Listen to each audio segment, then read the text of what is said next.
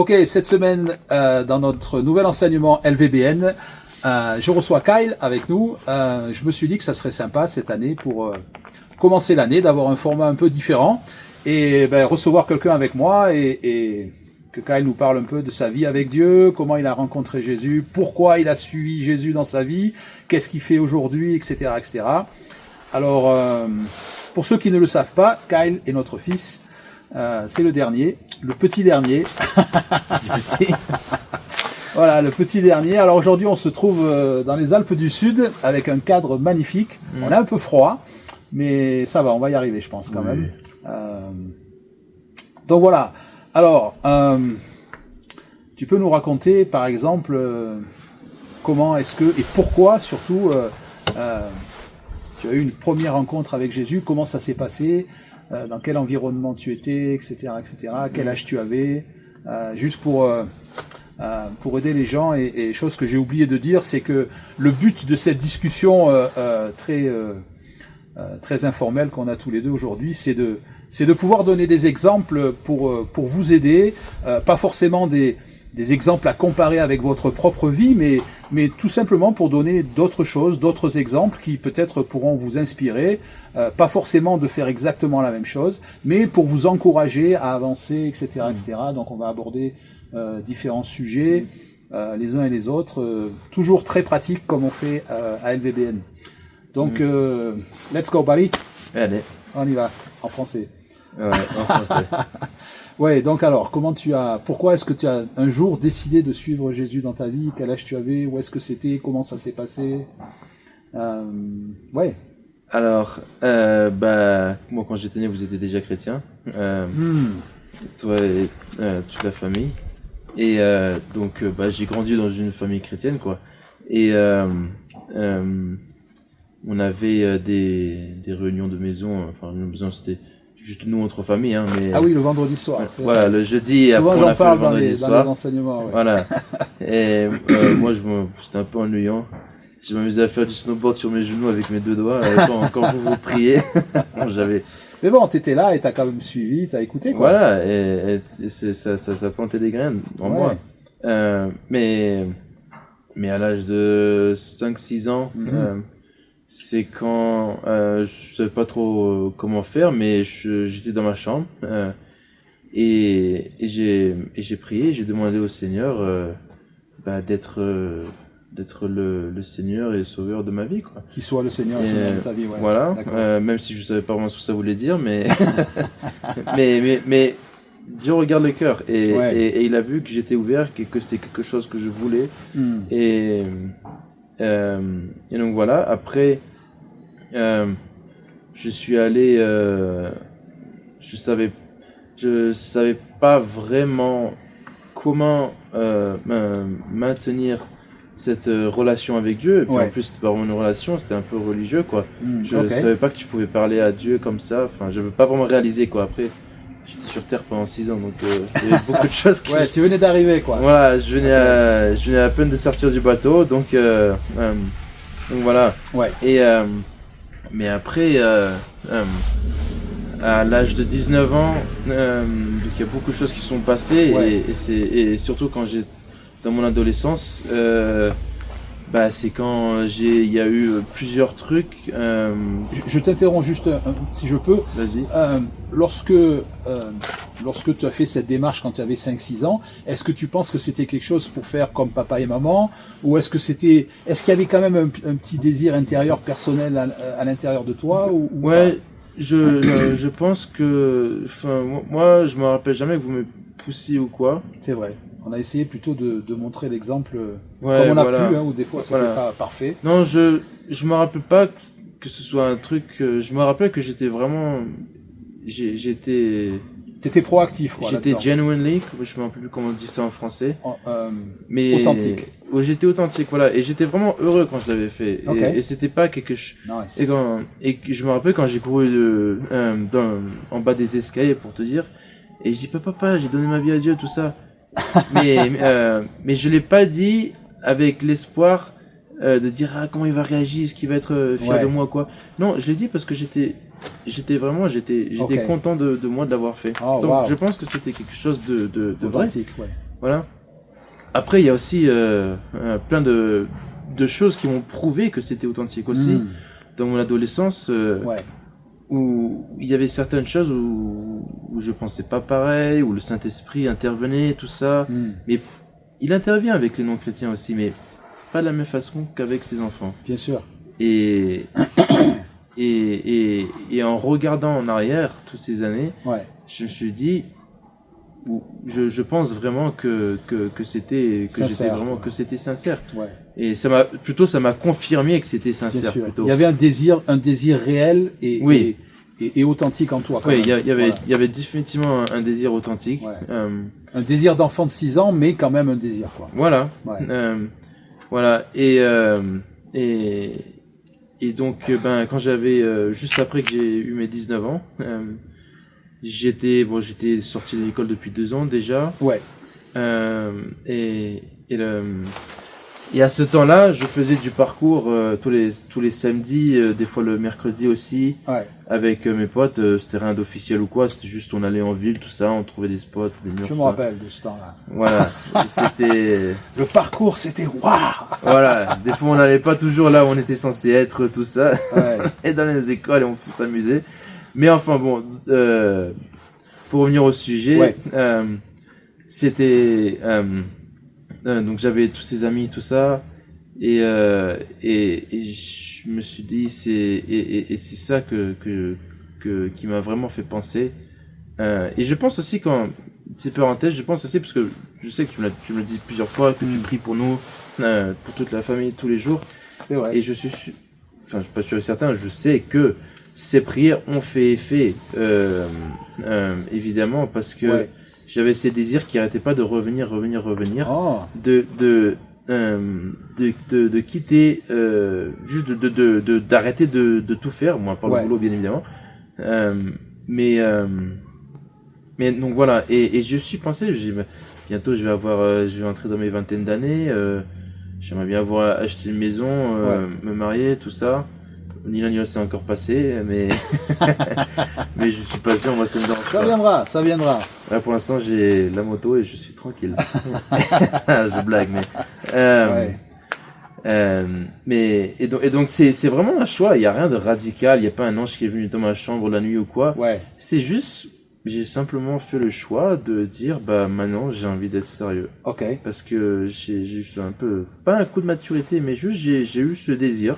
D'accord. Et je me suis dit maintenant j'en ai marre de vivre comme je suis. J'ai envie de vivre avec Dieu et envie d'avoir quelque chose peut-être de plus et authentique, plus profond dans ta vie, quoi, que des choses peut-être superficielles. Et avant j'avais pas de purpose, c'est ça le truc. J'avais pas de but. Et je me disais j'ai pas de but et j'en avais marre de ça aussi. Et donc je vivais pour rien vraiment. Je veux dire, je vivais pour le parcours, mais je vais pas mourir pour le parcours non plus. Bien sûr, voilà. bien sûr. Donc, t'avais pas un but profond dans ta vie finalement. J'avais pas un but profond dans ma vie, non. D'accord. Pas du tout. Et donc j'ai simplement fait ce choix. Après j'ai grandi dans l'église, tout ça, donc j'ai vu les gens, on nous dit tous, tu vois, il faut lire sa Bible, tout ça, donc c'est à peu près ce que j'ai fait. Donc j'ai tout arrêté. J'ai arrêté le parcours. J'ai arrêté de fréquenter mes copains à ce temps-là aussi. Et tout ce que je faisais, je partais à 5h du mat pour aller au boulot, je revenais à 2h30, à 14h30 à la maison. Et dès que j'arrivais, je me mettais dans ma chambre et je priais, je lisais. Bon, je parlais pas en langue à ce temps-là. Donc mes prières elles étaient un peu courtes, mais donc je lisais la Bible, tout ça, et c'est vraiment ça que le truc aussi, c'est que j'expérimentais beaucoup, mais avec un cœur ouvert vers Dieu, pas un cœur ouvert vers quelque chose, vers Dieu spécifiquement. D'accord. Et j'expérimentais, c'était beaucoup des émotions, tout ça, mais au début. Mais après, il y avait un désir sincère en toi quand même. Oui, c'est quoi le mot pour mercy déjà? To have mercy. Je me rappelle plus non plus. Rappelez-vous ce que je vous dis à chaque fois, Google, mercy en français. Voilà. Je me rappelle plus du tout, j'ai un trou, désolé. Mais il n'y a pas de problème. Mais en tout cas, Dieu, ce que le verset dit dans la Bible, en gros, c'est que Dieu a de la grâce pour ceux qui sont ignorants. C'est ça. Et moi, j'étais ignorant. De la compassion, on peut dire, pour moi aussi. Oui, de la compassion, oui. C'est pas le mot exact, mais ça donne un peu une. Voilà, ça donne une idée. Ouais. Et donc même à travers moi étant dirigé par mes émotions, j'entendais un chant de louange, tout ça, et ça me faisait pleurer. Je pensais que Dieu était grave présent dans ma vie, tout ça, alors qu'en fait il est pas plus que quand je suis en train de dormir. Absolument, exactement. Et mais quand même, il a quand même pris, parce que c'est ça le truc, il nous aime et il veut qu'on grandisse, et il prendra toutes les bonnes opportunités qu'il peut pour nous aider. Absolument. Donc même dans des opportunités, il m'a pas dit arrête d'écouter des émotions, tout ça. Non, il a pris l'opportunité que j'étais vraiment ouvert à Dieu, à lui, pour justement me montrer son amour de plus en plus, ci et ça, différentes choses. Et donc voilà pour. Et tu disais aussi, pardon, je veux pas te couper. Tu disais aussi par rapport à quand tu parlais pas en langue, mais je me souviens quand même d'une anecdote où un jour on était en train de prier à la maison, on était tous en famille, c'était le vendredi soir. Et c'est vrai qu'au début on jeûnait, tu te rappelles quand on jeûnait? Ouais, je me rappelle, on mangeait pas. Bon. Mais bon, toi t'avais quel âge? Peut-être 5 ans, 6 ans quand on a commencé ça, et tu jeûnais avec nous, hein? Ouais. Et après on a amélioré le truc, on a fait soirée pizza. On a fait pizza. C'était beaucoup mieux. Là c'était plus sympa. Mais on a jeûné pendant au moins 1 an ou 2, facile, hein, je me rappelle. Et je me souviens d'une de ces soirées où on venait de finir de prier. Et t'avais 5-6 ans, un truc comme ça, et tu m'as dit, pas plus. Je crois que je parle en langue. Je me rappelle, c'était le... Alors, qu'est-ce que c'était cette expérience? Si tu dis qu'après, tu parlais pas en langue quand tu avais 19 ans, est-ce que tu peux expliquer ça? Après, soit tu es baptisé du Saint-Esprit, soit tu n'es pas. Ouais, absolument, bien sûr. Juste parce que t'es pas... Après, C'est pas parce que tu es pas fluent que ça... Oui, voilà. Mais arrivé, quoi. Après, j'ai fait moi, je prends mon expérience. Bien sûr. Je pense que j'étais baptisé du Saint-Esprit parce que c'est... Enfin, j'ai pas sûr et certain. Ouais, t'avais juste 2-3 mots comme ça, quoi, c'est ça? Mais, ouais, juste un mot, c'était octo, je crois. D'accord. Mais, voilà, après, soit tu l'es, soit tu l'es pas. Après, absolument. Tu peux être y a quelqu'un qui va à l'église, il connaît pas trop ça, il s'ouvre un peu au baptême du Saint-Esprit, il se fait baptiser dans le Saint-Esprit, il parle 2 mots, ça lui fait peur, il arrête de parler en langue. Il y a ça aussi qui arrive, tout à fait. Et il arrête de parler en langue. Et pour lui, c'est comme s'il n'était jamais baptisé, alors que non, il est baptisé. Absolument. C'est juste qu'il a arrêté de manifester pour tout ça. Voilà, la manifestation a arrêté. Et donc, je pense que c'est ça qui m'a... C'est ça qui t'est arrivé. Qui t'est arrivé. Bon, j'avais pas peur, c'est pas ça qui m'est arrivé. C'est juste le fait que j'ai pas vraiment continué, quoi. J'avais pas trop compris qu'il fallait continuer. D'accord. Mais je pense que c'est ça, c'est le Saint-Esprit était sur moi, mais... Tout le temps, mais juste je parlais pas en langue. D'accord, ok. Je comprends. Donc maintenant on switch sur cette partie où tu as arrêté de faire du parcours, arrêté d'écouter certaines musiques, tu disais. Voilà, j'ai écouté beaucoup de musique d'artistes qui étaient dans la dépression, tout ça, dans les drogues et tout ça. Et des fois quand j'y repense, c'était un peu chaud ce que j'écoutais. Ouais. Il y avait papa qui venait de temps en temps faire un peu de ménage. Ouais, voilà, c'est ça. C'était pas des musiques que j'écoutais dans la maison, on va dire. C'était dans la voiture avec les potes.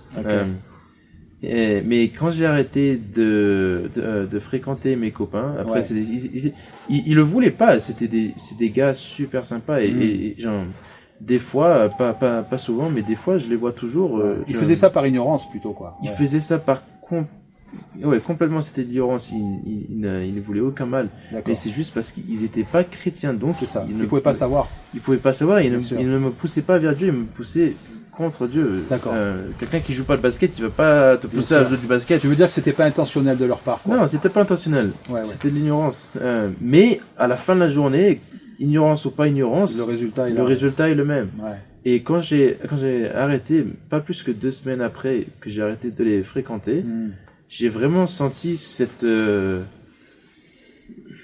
je vais pas dire puissance, mais cette influence spirituelle, démoniaque évidemment, vraiment s'enlever de moi. Et c'était, c'était tellement fort que je l'ai senti physiquement. Je me sentais en meilleure santé, je me sentais plus en paix. Mais dans tout, émotionnellement, mentalement, physiquement, spirituellement, de partout, c'était, il y a tout qui était repeint, quoi. Et je pense que c'était vraiment cette influence spirituelle à qui je m'ouvrais. Après, même si j'étais ignorant, le résultat est le même.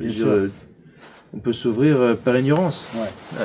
Comme un gosse touche le poêle quand c'est chaud, malgré qu'il sait pas, ça va quand même le brûler. Un poêle à bois, tu veux dire? Un poêle à bois, oui, une cheminée. Voilà, si ça va le brûler, qu'il le sache. Absolument. Ou pas. Et donc c'est important, pardon de te couper, du coup c'est important pour ceux qui nous écoutent de bien différencier le fait que un chrétien ne peut pas être possédé d'un démon. On ne parle pas de possession démoniaque dans ce cas-là. L'oppression. Voilà, mais on parle simplement du fait que suivant les choix qu'on peut faire dans notre vie, on peut se mettre dans des situations où on va être beaucoup plus sensible au fait que des esprits démoniaques peuvent nous suggérer des pensées mensongères, quoi. Voilà, c'est ça que tu veux dire en fait. Donc si tu veux expliquer un peu, développer ça. Non, c'est un chrétien ne peut pas être possédé par un démon, c'est impossible. Peu importe ce que votre pasteur dit ou ce que votre youtubeur favori dit ou quoi. La Bible dit ça. La Bible dit que notre esprit est scellé, ou scellé, je me rappelle plus, scellé avec le Saint-Esprit, avec l'Esprit Saint. Il est intouchable, il ne peut pas être, il est juste. Éphésiens 4:30. Voilà, il est juste, ça, on s'en fout de ce que les gens disent ou ce qui passe, ou ce que les gens disent ou quoi. La Bible dit qu'il est scellé, il est intouchable. C'est impossible d'être possédé en tant que chrétien. La Bible, elle est claire là-dessus. Mais par contre, on peut être oppressé. Influencé, voilà. Influencé. On peut vraiment avoir une grosse influence pesante sur notre vie, mais ça fait toute la différence entre quelqu'un, un voleur qui est dans ta maison ou qui tape à la porte en dehors de la maison. Ah oui, c'est une bonne image, ça. Voilà, il peut pas rentrer dans la maison, c'est impossible. Par contre, il peut faire ce qu'il veut autour de la maison. Et tu peux jeter des pierres sur les murs, etc. Voilà. Exact. Mais il y a rien qui casse, il y a rien qui passe. Très bonne image, Et du coup, on peut, nous étant à l'intérieur de la maison, on peut être intimidé, on peut être on peut s'interroger sur ces choses-là. Ça, c'est plus au niveau de l'âme. C'est tout au niveau des pensées, on est bien d'accord, hein, que tout le monde comprenne bien. Par contre, c'est au niveau de l'âme. L'esprit, on peut faire ce qu'on veut, les démons peuvent faire ce qu'ils veulent. Il y a rien l'esprit est intouchable. Mais au niveau de l'âme, oui, à 100%, comme c'est nous qui ouvrons la porte, qu'on le veuille ou qu'est-ce que je veux dire? Qu'on le veuille ou non. On peut ouvrir la porte, on peut fermer la porte, on fait ce qu'on veut, on a le libre choix. Mais on est d'accord qu'un esprit démoniaque ne peut pas rentrer dans ton âme, quoi. Non. Voilà. C'est important à comprendre pour tout le monde. Voilà, il a besoin de ta permission. Il ne peut pas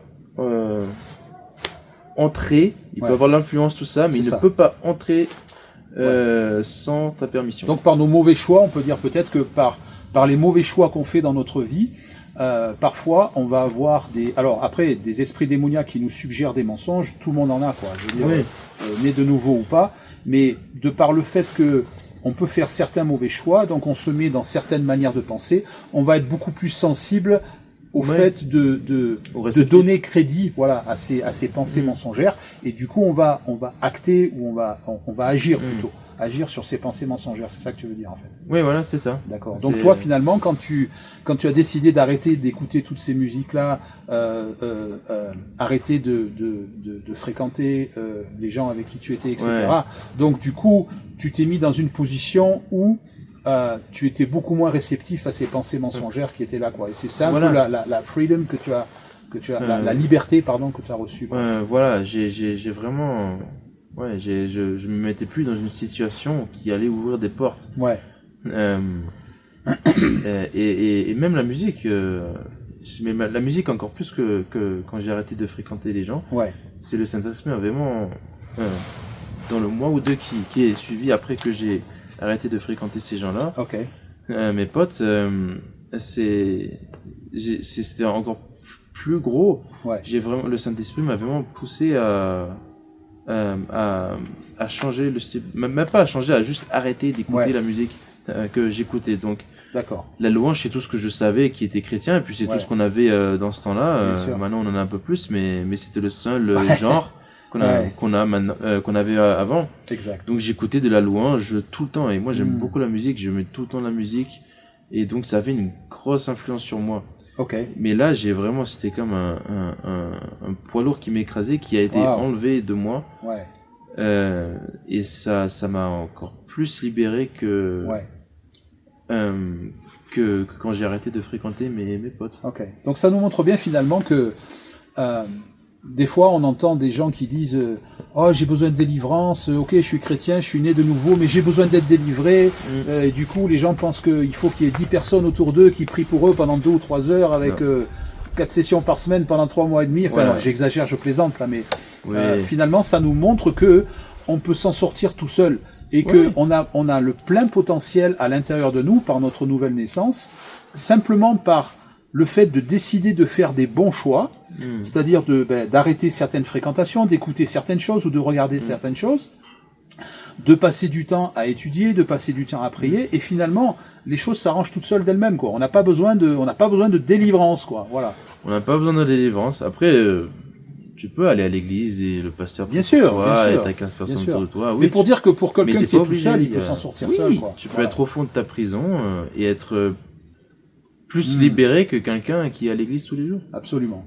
Mais la Bible dit que the truth will set you free. Exact. La vérité vous rendra libre. La vérité vous rendra libre, voilà. Et ça le dit, la vérité vous rendra libre. Et ça dit pas vous rendra libre non, ça vous dit vous rendra libre. C'est ça. Et donc après, avec notre imagination, c'est nous si on met des limites ou pas à ça. Exact. Mais ça va jusqu'à les démons qui nous cassent la tête, qui nous influencent, tout ça. Ça va jusqu'à là. Et si tu crois la vérité, si tu lis dans la Bible que par exemple, si tu crois un mensonge, et donc là, les démons, ils baignent là-dedans, quoi. Ouais. Que Dieu ne t'aime pas, et que tu vois dans la Bible que l'amour de Dieu est inconditionnel. Ouais. Si tu décides de le croire, alors tu seras libéré. Tu seras libéré juste to the extent, comme on dit déjà en français. À un certain degré, quoi. Tu seras libéré jusqu'au même degré que tu le crois la vérité, que tu crois la vérité. Ouais. Si tu crois un petit peu, tu seras libéré un petit peu. Mais en fait, tu expérimentes ce que tu crois, quoi. Voilà, tu expérimentes ce que tu crois et... As a man thinks in his heart, so is he. Voilà, exactement. On dit de la manière dont un homme pense, il est. Voilà, c'est ça. Et mais c'est vraiment... Quand j'ai eu cette révélation, j'ai dit waouh, vraiment, en fait, t'as juste besoin de croire. Exact. Si tu crois, et là, bam, ils ont plus permission d'être là. C'est ça. Le parc est fermé. Donc finalement, on peut dire que c'est par nos choix qu'on va faire que on sera plus ou moins sensible à des mensonges d'esprits démoniaques que ces esprits démoniaques vont nous suggérer, quoi. Donc ça nous montre l'importance de nos choix finalement. Et que c'est 100%. Important de faire les bons choix, quoi. Finalement, les choix qu'on fait, ils sont vraiment déterminants suivant le résultat qu'on peut avoir, et on s'aperçoit qu'avec les choix qu'on peut faire, on va être plus ou moins sensible à agir sur ces pensées démoniaques que les démons peuvent nous suggérer et qui peuvent suggérer à n'importe quel chrétien aujourd'hui, quoi. Voilà. Et donc la partie suivante de ta vie, c'est... Tu as décidé d'aller dans une école biblique, c'est ça ? C'est ça. Alors, tu n'es pas allé dans l'école biblique de papa ? Non. Ce qui est une très bonne chose d'ailleurs. J'ai su le Saint-Esprit, il m'a pas dit d'aller là-bas. C'est ça. Il t'a pas dit d'aller chez LBBN, et c'est très bien. C'est simple. Donc tu es à Caris. C'est ça. C'est ça. Caris Bible College. En Australie. En Australie. Ok. Alors, qu'est-ce qui se passe à Caris? Pourquoi tu as décidé d'aller à l'école biblique, par exemple, déjà? Et qu'est-ce que c'est qui t'a poussé à y aller? Comment ça s'est passé? Alors, là, j'ai fini ma première année. Là, je suis en vacances, tranquille. Ok. À la montagne, à la neige. Et quand je rentre, je fais la deuxième année. D'accord. Et puis la troisième année. Donc, t'es plus un bleu, là, c'est fini. Non. L'année prochaine, c'est un vert. Ok.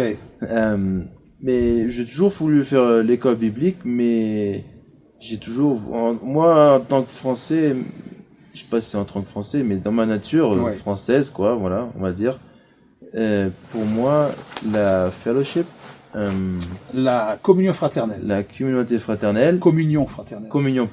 communion fraternelle, Ouais. c'est très important pour moi. D'accord. Et moi, je suis pas quelqu'un, enfin, moi, c'est pour regarder des vidéos, qu'on me donne 8 vidéos par semaine à regarder, je vais sur YouTube et je trouve des trucs qui sont mieux pour moi, qui Ok. sont... Donc voilà, donc je vais pas payer pour un truc que je pourrais avoir gratuit et mieux sur YouTube. Ouais. Donc, l'église où on va, Mhm. donc pendant que j'étais à l'école, il avait D'accord. à plein temps en présentiel et c'était là où Alex. Donc, tu vas en classe tous les jours. Donc je vais en classe tous les jours. D'accord. Mais donc je voulais la faire, mais après ils ont arrêté. Il y a le Covid qui s'est arrêté. Ah, qui tu veux s'est- dire quand on est à Réma, c'est ça? Voilà. Tu voulais faire Réma au départ. Ouais, voilà. Et c'était la seule que je connaissais, quoi, d'école. Ouais. Et Réma a arrêté suite à Covid, etc. Suite à Covid, donc D'accord. maintenant, ils ont arrêté le présentiel en Ils classe. ont arrêté le présentiel. Et donc, moi, je me suis dit, je vais attendre qu'ils le remettent. D'accord. Ils l'ont jamais remis. Et entre-temps, Ok. je suis, l'an dernier, en automne, je suis venu en France et ma grand-mère, elle fait Caris. Là, elle va finir Ta sa grand-mère deuxième fait année. Caris. À 87 ans, c'est la plus âgée de l'école en France. Waouh! Donc, C'est vrai. Fier ouais. de ma maman qui fait Caris. Ah, École ouais. biblique à C'est pas tout le monde qui- 86 ans, elle a exactement. 86 ans. Cet âge-là, 86, 80, c'est pas un an qui fait la différence. Ouais, elle est dans sa deuxième année, je crois. Elle va finir la deuxième année. Ouais. Et donc c'est là où j'ai commencé à apprendre comment entendre la voix du Saint-Esprit, mais D'accord. à travers les désirs qu'il met dans notre cœur. Ok. Et donc, c'est justement, j'ai vu ce qu'elle faisait, tout ça, et je me dis, mais ça, c'est pas des trucs, ce qu'ils apprennent là, c'est pas le truc de la vie de tous les jours que tu vois ça de partout sur YouTube. Ok. Et Donc, je t'as me vu, dis, c'était des trucs. j'ai besoin de faire Caris Bible College. Ok. Euh, Pourtant, elle, ta grand-mère, elle faisait pas en présentiel en classe. non, elle faisait hybride, donc elle D'accord. y allait un samedi toute la journée, une fois par mois. D'accord. Et donc ils ont cette option pour justement ceux qui ont une famille, tout ça. Ça, Et c'est Caris en France, donc. Ça, c'est Caris en France. Ok. Voilà, c'est Caris en France, elle D'accord. le fait en France. Et donc je me suis dit, quand je suis parti en France, j'ai pris 2 mois de vacances au boulot. Ok. Et je savais que quand j'allais revenir, j'allais pas retourner dans l'usine de jus où je travaillais. D'accord. Donc tu étais je- mixeur dans une usine de... Voilà, de j'étais fruits, mixeur, je conduisais les transpalettes la plupart du temps aussi. D'accord. Ça, c'était super fun, j'aimais beaucoup. Et donc, mais je savais que ça arrivait à une fin. D'accord. Et Il y mais avait je une savais page pas. qui se tournait. Voilà, je sentais la page qui commençait à se tourner. D'accord. Et donc, j'ai vu ce que c'était l'autre côté de la page quand justement, j'ai vraiment senti qu'il fallait que je fasse Caris. Donc, je me suis dit, quand je rentre à Caris, Ouais. je suis rentré en novembre D'accord. et j'ai tout de suite mis mon application pour Caris et je suis allé à Caris. Ok. J'ai commencé, j'ai quitté mon boulot et j'ai travaillé ça à plein temps. D'accord. J'ai mis ça à plein temps parce que justement ils avaient l'option d'aller En classe. présentiel, donc D'accord. 4 heures par jour, tous les matins, 4 fois par semaine. D'accord. Ok. Et alors, comment ça se passe? C'est... Qu'est-ce qui a changé dans ta vie principalement? Quelles sont les choses que tu as appris qui ont généré les plus gros changements dans ta vie finalement? Alors, je dirais, au début de l'année, ils nous ont fait marquer, ils nous ont fait écrire sur un papier D'accord. toutes les choses qu'on attendait, tout le but qu'on n'avait pas, on les buts, mais juste des choses qu'on voulait avoir, Ouais. des révélations qu'on voulait avoir, ou des compréhensions, ou ce que tu veux. Des buts pour quelque part, tu veux dire? Oui, tu peux dire le but aussi, oui. D'accord. Qu'on avait pour cette année. Ouais. Et moi, j'ai mis savoir faire la différence entre l'esprit, âme et corps. Ok. Important, ouais. Voilà, ça c'est énorme. L'amour de Dieu pour moi inconditionnel. Ouais. Comprendre mon identité en Christ, mon autorité en Christ aussi. C'était tous ces trucs. Et avant que la moitié de l'année se finisse, ouais. y a tout qui s'est mis en place. J'ai eu toutes ces révélations sont venues. Ok. Et ça m'a changé la vie, Nice. surtout en termes. C'est même l'autorité et l'identité. Tu peux pas. Je pense pas que. Moi, je peux pas croire que tu peux utiliser ton autorité, mais vraiment bien l'utiliser. Si tu connais pas ton identité en Christ. Donc tu veux dire que tu peux pas dissocier les deux en fait. C'est-à-dire dissocier, c'est-à-dire les séparer quoi. C'est-à-dire que tu peux pas utiliser l'un d'un côté à 100% et l'autre sans avoir l'autre de l'autre côté quoi. Non, parce que quand tu es chrétien, le diable il va essayer il va te montrer tout ce que tu fais de mauvais. Et si tu connais pas, si tu sais pas qui tu es, tu peux pas avoir cette confidence. Confiance. Confiance. Tu peux pas avoir cette confiance en toi de non, je suis un roi. Ok. Tu peux pas avoir ça. Ouais. Et comment est-ce que tu peux utiliser ton autorité en Christ si tu sais pas qui tu es. Tu sais pas qui tu es. Ça a pas de sens. Tu dis mais comment je peux utiliser mon autorité alors que j'ai fait ci et ça aujourd'hui qui était pas bien. D'accord. Alors qu'il y a encore 30 millions de choses que t'as fait que tu n'as même pas réalisé qui sont des péchés, tu vois. Mais alors si tu sais qui tu es en Christ, si tu sais que tu es sanctifié, pardonné, que tu es parfait. Niveau spirituel, je parle. C'est important de comprendre ça. Bien sûr. Dans ton esprit. Voilà, dans ton esprit, tout ça. Ouais. Mais si tu pars cette base-là, que tu es aimé et que Dieu est de ton côté surtout. Ça, c'est énorme. Alors là, tu peux dire, c'est pas de l'orgueil, mais c'est juste de la confiance en qui tu es. D'accord. Sinon, je suis un roi, j'ai autorité là-dessus. Ok. J'ai autorité sur cet esprit, sur cette maladie, sur ce que tu veux. Et de là, au Royaume-Uni, si t'as un roi, mais un jeune homme qui devient roi, mais qui sait pas qu'il est roi. Exactement. Il va. Même les autres se disent, mais il sait pas qu'il est roi. Alors on peut jouer avec lui. Parce qu'il sait pas encore. Mais par contre, faut faire attention parce que dès qu'il sait qu'il est roi, c'est ça. Là, ça va chauffer. Ça me fait penser à Galates 4.1. Qui dit tant que l'héritier est un enfant, il ne diffère en rien d'un esclave, quoiqu'il soit le maître de tout. C'est ça. C'est ce verset qu'on a dans le dos sur les sweatshirts de LVBN. Voilà, c'est ça. Et, c'est le même verset que j'avais mis sur la roue de ma moto. Je me rappelle très bien. C'est une belle moto. Ouais.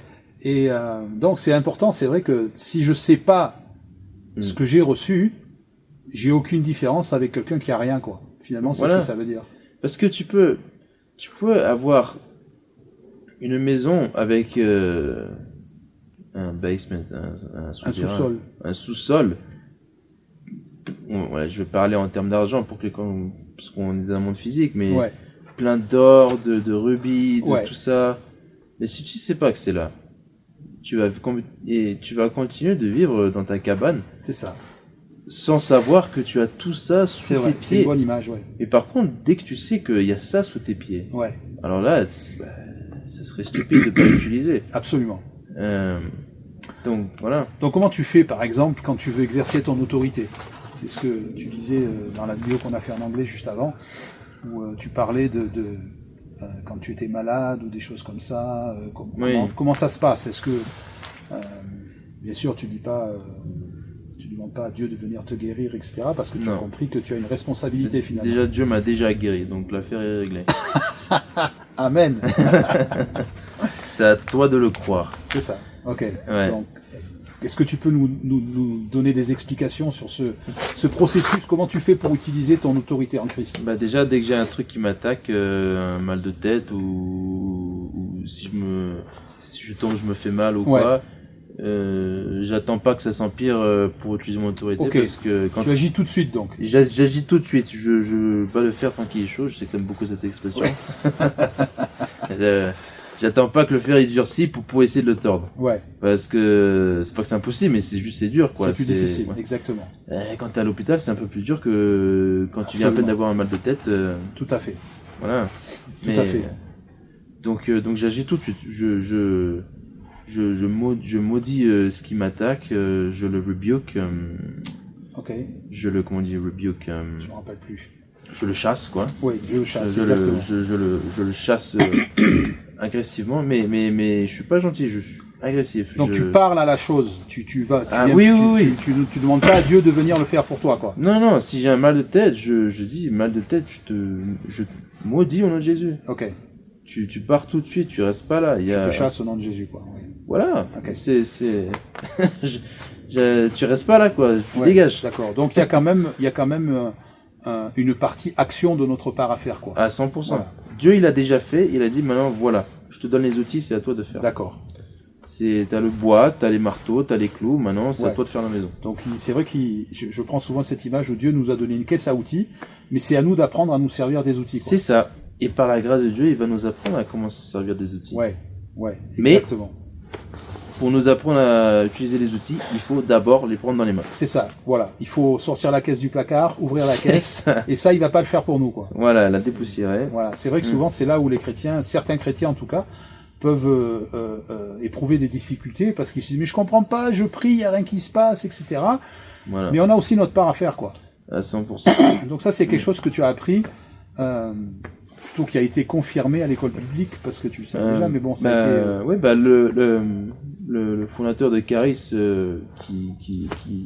qui est toujours prof dans les classes jusqu'à ce jour, Andrew Mac, il disait, moi, ça fait 40 ans, ou je sais pas combien il disait, 40-50 ans qu'il est pas malade. Après, il a dit, il y a des choses qui m'attaquent, mais je ne suis pas malade. Je n'ai jamais été malade. Ouais. Il se considère pas comme malade. Il ne se considère pas comme malade. Ouais. Parce que dès qu'il y a un truc qui l'attaque, bam, il le chasse, il utilise son autorité, il ne laisse pas rentrer. Ouais. Dès qu'il y a quelque chose qui passe par la porte d'entrée, coup de pied et dehors. C'est vrai qu'on entend souvent les gens qui disent oh mais c'est mon rhume, c'est mon cancer, et du coup ils font du truc une partie d'eux-mêmes quoi. Et ça, faut pas l'accepter. Malheureusement avec les années, s'il y a des années qui passent, la maladie devient une partie de leur identité quoi. Et ça c'est quelque chose auquel il faut faire attention. Et tu t'y habitues et tu apprends à vivre autour de ta maladie. Ok. Et ça c'est quand on est chez Hollande, bah tu commences à adapter ta maison à une maison pour une chaise roulante, tout ça, tu mets un ascenseur à côté des escaliers, tout ça. Ouais.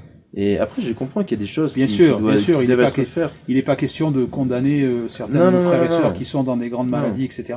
Mais c'est juste une manière de penser. Il n'est pas question bien sûr de pas adapter s'il y a besoin d'adapter, mais voilà, c'est surtout une manière de penser, de ne pas accepter et de ne pas se complaire dans la maladie. C'est ce que tu veux dire. Voilà, c'est plus une façon de penser, un esprit. C'est l'esprit qu'il faut avoir. Ça n'est pas le tien. D'accord. C'est quelque chose qui t'attaque. Ouais. Il faut pas parler comme si c'était à toi. Ok. Voilà. Et par exemple, un exemple. C'est vrai que j'ai pas dit ça dans la deuxième vidéo, mais ça me vient maintenant. Mais par exemple, ça fait depuis tout petit qu'il y a qui avant, je disais que j'avais des tics. Ah oui, c'est vrai. Et ça venait des jeux vidéo. Beaucoup. Enfin, en tout cas, ça amplifie ça beaucoup. Ouais. Et j'avais des tics et tout ça, et on n'est jamais allé au docteur, tout ça, mais je disais c'est mes tics.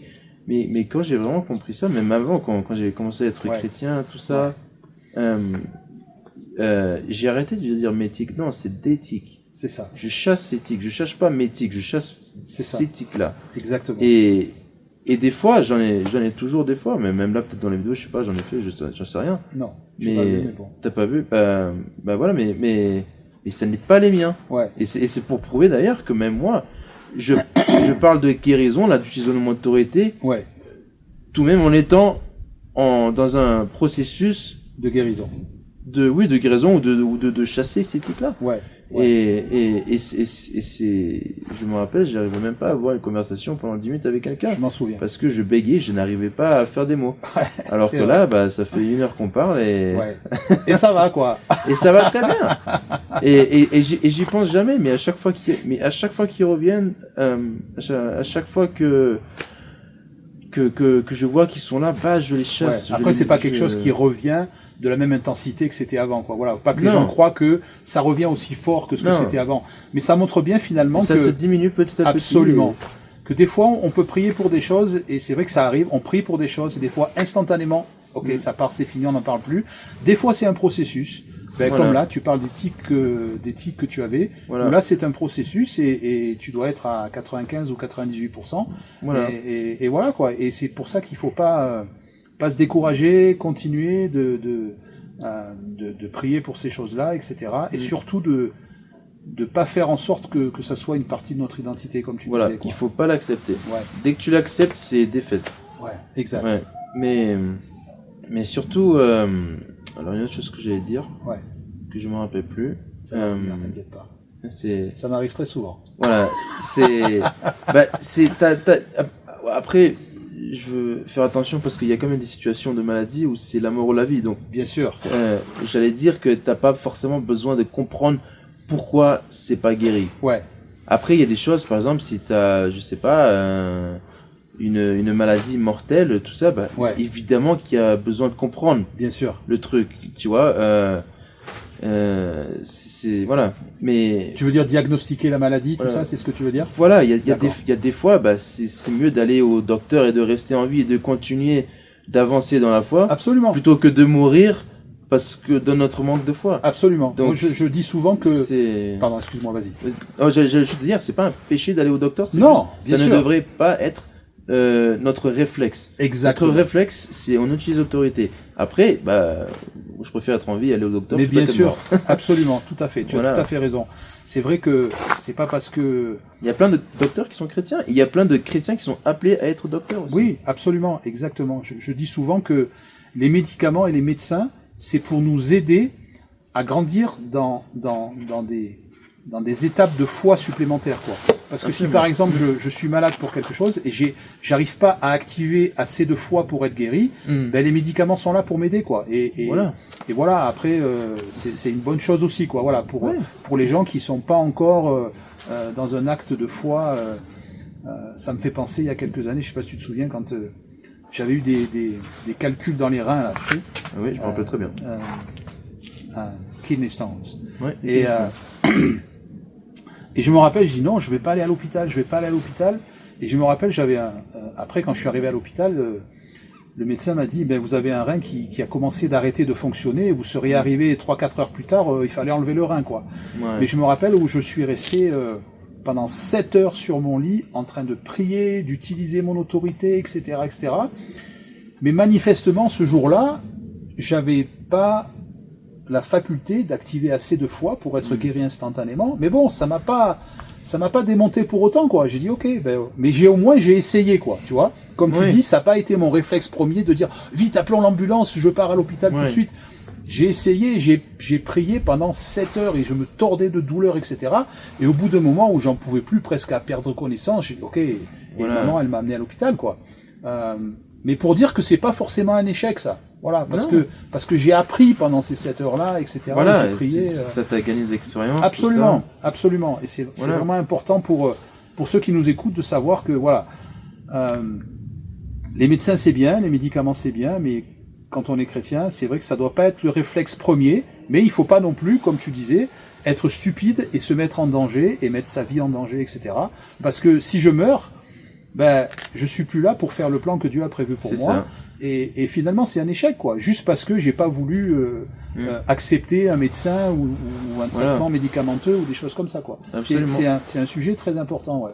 Et sinon, Dieu, il aurait pas créé toutes ces plantes qui peuvent guérir. Absolument. Tout à fait vrai. Si l'autorité c'était la seule le seul médicament, La seule solution, entre guillemets, tu veux la seule dire. solution biblique, Ouais. Dieu aurait pas créé toutes ces C'est plantes vrai. pour nous. C'est vrai que si je suis quelqu'un qui a aucun problème pour activer sa foi à la perfection, ok, allons-y, je prie et j'utilise mon autorité. Ouais. Mais, en tout cas, moi, personnellement, je me considère encore être en train d'apprendre dans le fait d'activer ma foi. Je Mais suis toujours. pas arrivé au bout. Je Jamais suis au bout. sérieusement en route, mais je suis pas arrivé au bout. Et donc, du coup, si je dois aller voir un médecin plutôt que mourir, ben évidemment que je vais aller voir un médecin, quoi, évidemment, bien sûr. Ça veut pas dire que... Après, voilà, c'est vrai que c'est tout un équilibre où... Ça, c'est tout dans une autre conversation. Ça. Exactement, c'est un autre sujet où on va peut-être pas rentrer... C'est une vidéo en on n'aurait elle-même. pas le temps d'y rentrer aujourd'hui. Donc, si on revient à ton école biblique... Oui. Donc tu es content d'être là, tu vas rentrer dans ta deuxième année, et ce que tu as appris aujourd'hui, jusqu'à présent, c'est ton autorité. Tu me parlais dans la vidéo qu'on avait fait en anglais de l'intimité avec Dieu, Ouais. ton intimité avec Dieu, le Ça, fait c'est d'être humble aussi, etc. Mm. Tu peux nous parler un peu de ça, par exemple? Bah, moi, je trouve que enfin, c'est la Bible trouve aussi, hein, Ouais, que l'intimité, c'est tout. C'est dans Jean, ça parle que comment on dirait ça en français? En anglais, c'est Eternal life is to know God. oui, c'est Jésus qui a dit ça. Oui. Voilà, c'est Jésus qui a dit La ça. vie éternelle, c'est de connaître Dieu. Voilà. Voilà. Mais naturellement, tu penses, bah, c'est d'être sauvé, quoi. Tu connais Dieu. Mais non. C'est de connaître Dieu. Ouais, C'est pas juste, oui, je le connais. Non, c'est de connaître Dieu dans les profondeurs. Il y a pas de plafond. ouais. C'est. Il n'y a pas de limite, tu veux dire. Voilà, il n'y a pas de limite à combien on connaît Dieu. Ouais. Ça me fait penser à Paul, pardon de te couper, Vas-y. qui disait au plus j'avance dans la connaissance et au plus je m'aperçois que je sais rien. Voilà, c'est ça. Mais c'est vraiment de connaître, de connaître Dieu comme père et fils Ouais. ou père et fille. Ouais. Et Finalement, il n'y a voilà. que dans l'intimité qu'on peut connaître, quoi. Sans C'est intimité, on peut pas connaître. Voilà, l'intimité, c'est tout parce que c'est de là que tout sort. Ouais. Si tu as l'intimité, si tu es proche avec quelqu'un, Ouais. c'est pas forcément ton père, mais si tu es proche avec quelqu'un, vraiment, Ouais. avec où c'est authentique, alors tu aimes cette personne, tu as envie de lui faire plaisir, Ouais. c'est naturel C'est ça. de faire du bien envers cette personne. C'est ça. Qu'elle soit avec toi ou pas, qu'elle soit là présente ou pas, Ouais. tu veux faire du bien et tu as de l'intégrité pour cette personne. Tu as L'intimité. de la révérence Du et, respect, tu veux et dire, du ouais. respect aussi. Ouais. Mais de l'intégrité aussi Ok. pour cette personne. Et donc c'est pas juste oui, je connais Dieu parce que je suis sauvé ou je vais à l'église. Ok. C'est non, c'est à quelle profondeur tu connais Dieu. Je suis intime avec lui, quoi. Voilà. Ouais. Et l'intimité, c'est vraiment tout parce que si tu as l'intimité, bah alors là, c'est ton cœur, il peut pas être plus ouvert Ouais. que ça. Ouais. Qu'est-ce que tu peux dire, par exemple? Comment tu as fait et comment tu fais encore aujourd'hui? Parce que je suppose que tu es pas arrivé au bout de l'intimité avec parfait, Dieu, moi. bien évidemment. On blague, relax. Donc, comment tu as fait pour rentrer dans l'intimité et comment tu fais aujourd'hui pour continuer d'avancer dans l'intimité, par exemple? Est-ce que tu pourrais donner quelques petits trucs à ceux qui nous écoutent? Qu'est-ce que c'est ton système pour entrer là-dedans? Bah déjà, j'ai pas toujours su que l'intimité avec Dieu et de connaître Dieu, D'accord. c'était le but L majuscule de la vie chrétienne. De la vie chrétienne. D'accord. Mais la raison pour laquelle le Saint-Esprit a pu m'apprendre ça, Ouais. c'est parce que justement, j'étais humble et teachable, comme on dit ça en français déjà. Enseignable. J'étais enseignable. Ça, c'est la base de tout parce que Ok. c'est l'humilité qui ouvre ton cœur en fait. D'accord. Si t'es pas humble, alors tu restes dans ton truc et t'es fermé à ce que les autres te disent ou ce que le Saint-Esprit te dit. C'est un Et point tu peux important, pas être ça. enseigné. Si t'es pas enseignable, alors tu peux Ouais. pas être enseigné. Ouais. On s'en fout si t'es à l'église ou quoi, dans toutes les réunions d'église ou de maison. Ouais. Tu peux être même au collège biblique. Ouais. Si tu n'es pas humble, tu n'apprendras pas. Ok. C'est juste clair et net. Donc finalement, si t'es pas enseignable, tu bloques ta croissance. C'est que ça. tu veux dire. Tu ne grandiras pas Ouais. tant que tu ne veux pas grandir. Ouais. Et ça, je trouve, tu vois que on retrouve ça. Par exemple, c'est facile si, par exemple, Dieu me dit quelque chose, j'ai une révélation, et Dieu me montre que je fais mal dans un certain domaine de ma vie et que je dois modifier ma manière de faire. La plupart des gens, ils vont accepter ça, tu vois. Ils vont pas dire non, Dieu, je fais comme je veux continuer, ça fait 30 ans que je fais comme ça, etc. Mais je trouve que il y a plus de difficultés entre frères et sœurs, par exemple, tu vois. Ou par exemple, deux frères qui vont discuter ensemble, deux sœurs ou un frère et une sœur, et quelqu'un qui va te dire, ben tu vois là, par rapport à ce que la Bible dit, t'es pas dedans, quoi. Il faut modifier ça, ça et ça. Et du coup, souvent les gens ont du mal à accepter ça d'un autre être humain, d'un autre frère ou d'une autre sœur, en disant mais bon, ok, qu'est-ce que tu vas m'apprendre ou quoi. Donc ça, c'est de la pride, c'est de l'orgueil finalement. Les gens manquent d'humilité et c'est vrai que c'est rare quand même de parler avec un chrétien, un frère ou une sœur, et de lui dire qu'il doit modifier certaines choses dans sa vie parce que c'est pas conforme à ce que la Bible dit, et de s'entendre dire ah oui c'est vrai, merci de m'avoir expliqué ça parce que j'avais pas vu ça comme ça, c'est génial, je vais faire ce que tu m'as dit, etc. Alors bien sûr qu'il n'est pas question de faire tout ce que les gens nous disent, il faut que ça vienne d'une personne de confiance, qui connaisse la parole de Dieu, etc. Mais c'est quand même rare d'avoir une humilité en face de soi dans quelqu'un à tel point qu'on entende quelque chose comme ah ouais, merci de m'avoir montré les choses comme ça, j'avais pas vu sous cet angle-là, je vais faire ça, et du coup, voilà, et du coup, parce que les gens ne réagissent pas assez comme ça, ils bloquent leur croissance, quoi. Ouais. Et un truc énorme aussi que je trouve, c'est beaucoup de gens réalisent pas, c'est que être enseignable, ça veut pas dire que tu vas écouter et faire tout ce que les gens te disent. Ouais. Ça, c'est vrai. Tu peux avoir quelqu'un qui te donne une advice. Un conseil. Qui te donne un conseil. Quelqu'un te donne un conseil. Et tu peux dire, et tu peux l'accepter sans forcément l'appliquer. Tu peux juste le prendre. Et après, tu vas voir avec le Saint-Esprit, ok, est-ce que c'est quelque chose est-ce que cette personne a tort ou raison? Est-ce que c'est quelque chose que j'ai pas vu ou quoi? Et tu dis, ah ben ça, merci pour ça, je pas vu les choses comme ça, je prierai là-dessus ou ce que plutôt que de le refuser en bloc, c'est ça que tu veux dire, plutôt que le refuser, parce que sinon après tu te crois comme si tu connais tout alors qu'en fait tu connais rien. Exactement. Exactement. Tu connais pas tout. Et surtout des fois, mais moi-même aussi, c'est tout le monde sans aucune exception. Il y a beaucoup de choses qu'on fait qui sont pas forcément bien ou qui pourraient être améliorées, mais on réalise pas ça. C'est vrai. On réalise pas du tout. Faut être objectif avec soi-même en fait. Voilà, comme hier on était au dîner avec les invités, et j'étais entre Salina et Kelly, et j'avais pas réalisé qu'on était en train de jouer de cartes et j'étais un peu comme ça. Pour moi j'étais tu prenais un peu de la place quoi. Voilà, je prenais un petit peu de place et j'avais pas réalisé.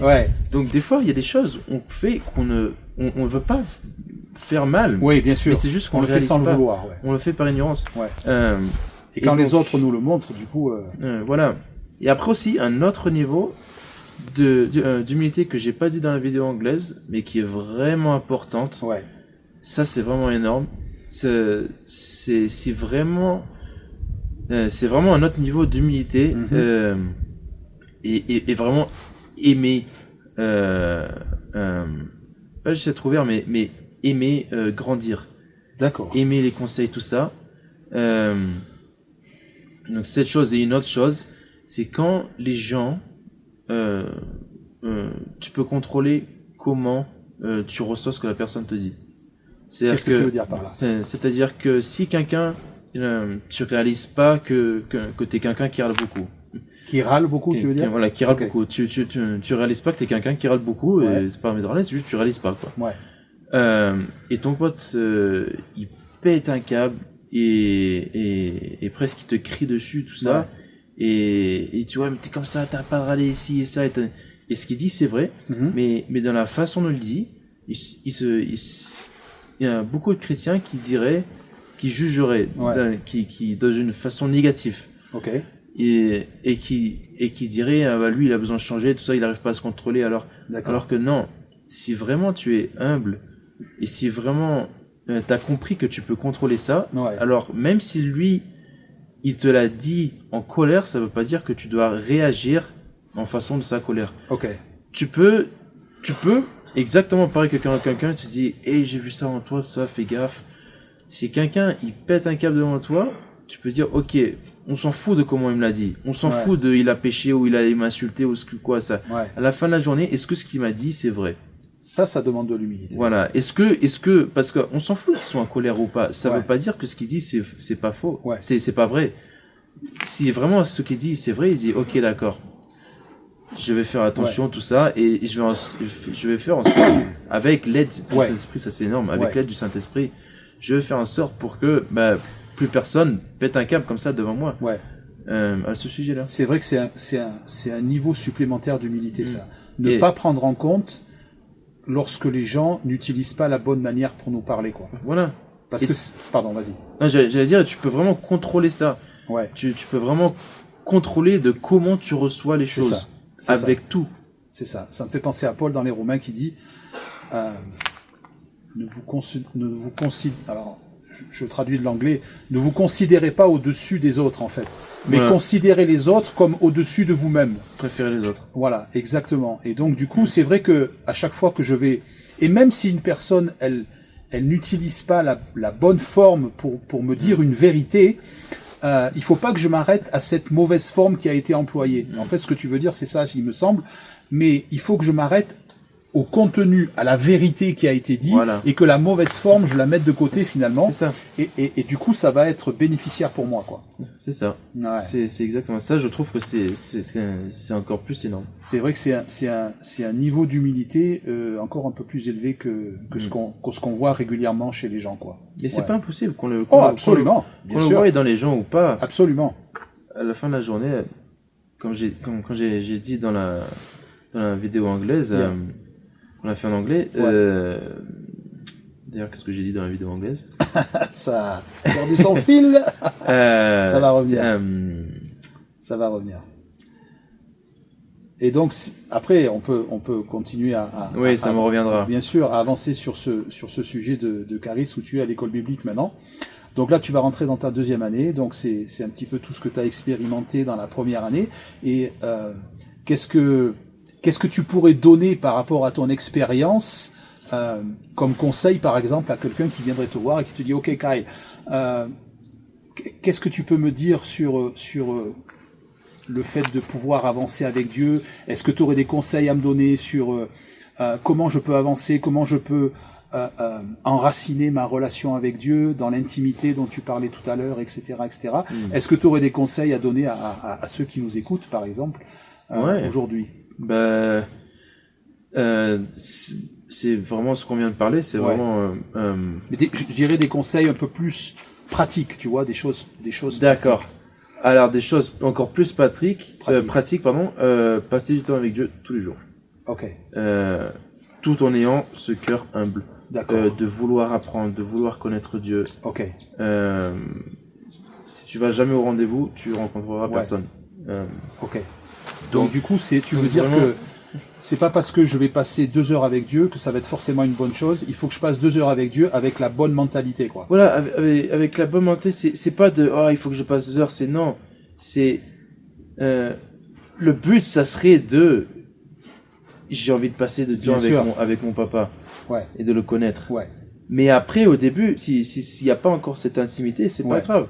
Mais faut pas tomber dans je mets le check que j'ai fait. Je tique ma case et c'est fait. Mais non, c'est vraiment d'avoir de la foi en, par exemple, ce que je dis là qui est vrai ou ce qu'on a dans la Bible dit qui est vrai. Et de croire et de se dire ok, là c'est quelque chose que si je le fais normalement ça serait religieux. J'ai pas envie de le faire. Je sens rien, j'expérimente rien, tout ça à chaque fois que je le fais. Mais la Bible elle dit que on renouvelle notre âme. Ouais, exact. Soyez renouvelés. Pardon. Non, vas-y, soyez renouvelés. Soyez renouvelés. En français, c'est so ye be transformed by the renewing. Soyez transformés par le renouvellement de l'intelligence. Voilà. Et tu te renouvelles par à travers la Bible, partiellement. Ouais. C'est vrai que tu parlais dans la vidéo en anglais où tu parlais des sentiments et qu'il faut pas se laisser aller au feeling, que des fois, je me souviens que tu disais que tu peux prier et tu ressens rien de spécial, mais c'est pas parce que tu ressens rien de spécial qu'il se passe rien. Voilà. Tu disais aussi que des fois on attend une super révélation pour faire quelque chose, alors que Dieu l'a écrit dans sa parole. S'il a écrit, j'ai pas besoin d'une révélation, quoi. Il n'y a pas besoin de conviction, il n'y a pas besoin de révélation, il n'y a pas besoin d'un ange qui vient dans ta chambre. Dieu l'a dit, juste crois-le. Tu le fais, quoi. Voilà. Voilà. Mais donc par vraiment. rapport au sentiment, tu voulais dire. Voilà. Donc vraiment se dire, ok, même si c'est dur à croire, parce que je sens rien, je ressens rien, il y a rien qui se passe ou quoi. Ce serait comme lire un autre livre ou parler à Dieu, c'est comme si je faisais un monologue. D'avoir la foi dans le fait que Dieu est là, que Dieu t'écoute, que ton âme est renouvelée, et que beaucoup de choses se passent dans le monde spirituel quand tu passes du temps avec Dieu. Et que, en ayant surtout de la foi dans le fait que tu renouvelles ton âme, et donc cette intimité va commencer, déjà se planter, et aussi va grandir, et après voilà. Mais au début, certaines fois, la plupart du temps, c'est un petit peu une discipline. Il faut se discipliner, et c'est la mort à soi-même. C'est complètement biblique de faire ça. Absolument.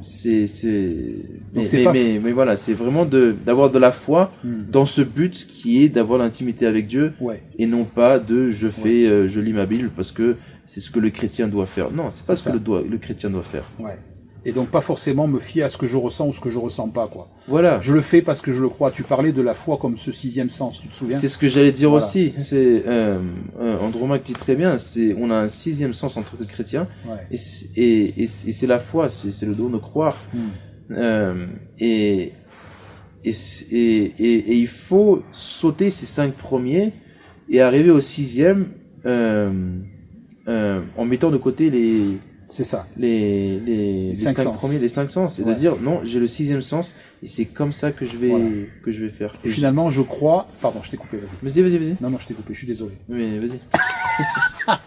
Je disais finalement, je me fie pas à ce que mes 5 sens me montrent, et ce 6e sens de la foi, il est indépendant des circonstances. C'est-à-dire que les choses aillent bien ou que les choses n'aillent pas bien, ça change pas ma manière de croire, quoi. Voilà que typique, c'est la maladie, c'est que je sois malade ou pas, que ça parte tout de suite ou pas, je suis guéri. Dans Ésaïe, ça dit que il nous a guéris. Dans Pierre, ça dit qu'on a été guéri. Voilà, c'est déjà fait. Maintenant, c'est à moi de le croire. Voilà, c'est comme il y a le monde spirituel, le monde naturel. Et le pont entre les deux qui crée cette manifestation, c'est la foi. C'est ça. Et c'est la foi qui amène cette vérité dans le monde spirituel qu'on est guéri et qui vient se manifester dans le monde physique et qui donc produit de la guérison. Absolument. Mais que ça prenne du temps à venir ou pas, on s'en fout. Le fait est que on est guéri. Et si tu restes là-dessus, si tu as la foi là-dessus, si tu crois là-dessus, ça viendra. C'est ça, peu importe. Et voilà. Et après, tu peux demander au Saint-Esprit s'il y a quelque chose qui bloque ou quoi, mais il faut croire. Donc finalement, pour n'importe quel sujet, dans la foi, c'est ça, quoi. Je laisse pas les circonstances dicter la manière dont je crois, quoi. Voilà. Je crois, j'ai décidé de croire, et peu importe les circonstances, je garde mon cap, et je continue d'avancer, quoi. Voilà, les émotions, ça va, ça vient, c'est ça, c'est éphémère, les émotions, absolument. C'est pas quelque chose. C'est basé sur rien, quoi. C'est pas c'est pas fiable. Tu peux pas te baser là-dessus. Exact. Tu peux pas. Ok. Bon, en tout cas, merci beaucoup. De rien. C'était super sympa. Love you, my son. Moi aussi, je vous aime très fort. À bientôt.